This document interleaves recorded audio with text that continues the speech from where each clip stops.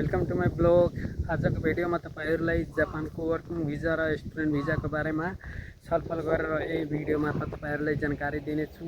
सबै भिडियो हेर्नुहोला, तपाईहरुलाई पूर्ण जानकारी यही भिडियो मार्फत तपाईहरुले पाउनुहुनेछ। अनि जापानमा वर्किङ भिजामा आउँदा राम्रो कि स्टुडेन्ट भिजामा आउँदा राम्रो, अनि कुन भिजामा आउँदा सजिलो हुन्छ, छिटो आउन सकिन्छ, अनि जापान आएर कुन भिजा सेफ्टी हो भने तपाईहरुलाई जानकारी दिन चाहन्छु यही भिडियो मार्फत। सो पुरै भिडियो हेर्नुहोला, अनि राम्रो लागे कमेन्ट गर्नुहोला, शेयर गर्नुहोला, सब्सक्राइब गरिदिनु होला।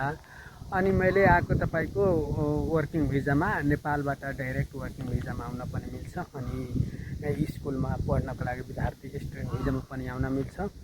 सो स्टुडेन्ट भिजामा आउनको लागि तपाईहरुलाई के प्रोसेस लाग्छ, अनि वर्किङ भिजामा आउनको लागि के प्रोसेस लाग्छ, सो पुरा जानकारी गराउन चाहन्छु।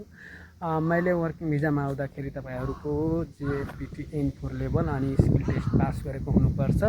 त्यस्तै अब सबै भएपछि कम्पनीबाट चाहिँ डिमान्ड लेटर जान्छ, डिमान्डहरु त्यही डिमान्डमा तपाईहरुलाई इन्टरभ्यु दिनुपर्छ, अनि इन्टरभ्यु दिएर सिलेक्ट भएर अनि तपाईहरु डाइरेक्ट कम्पनीमा आउन मिल्छ। अनि कम्पनीमा आएपछि यहाँ काम चाहिँ आउने दिन अथवा 2 दिन पछिदेखि काम गर्न मिलिहाल्छ। अनि लाइफ चाहिँ त्यति स्ट्रेस हुनेवाला छैन यसमा वर्किङ भिजामा।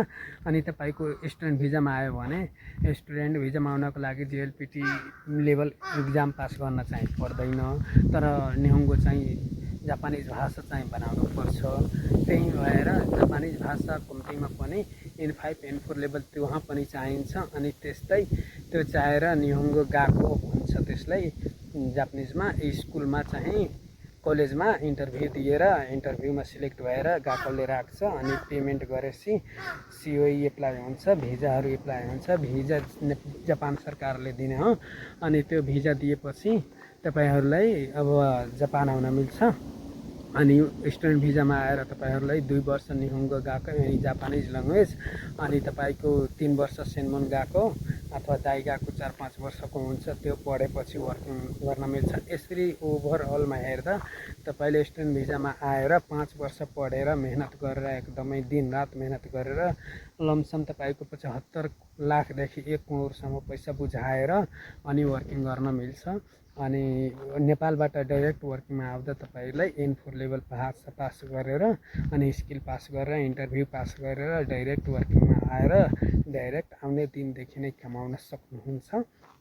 सो मेरो विचारमा वर्किङ भिजा राम्रो छ। तपाईहरुको विचारमा कस्तो लाग्यो अनि कमेन्ट गर्न नबिर्सनुहोला। डिटेलमा अरु भिडियो पनि आउनै छ।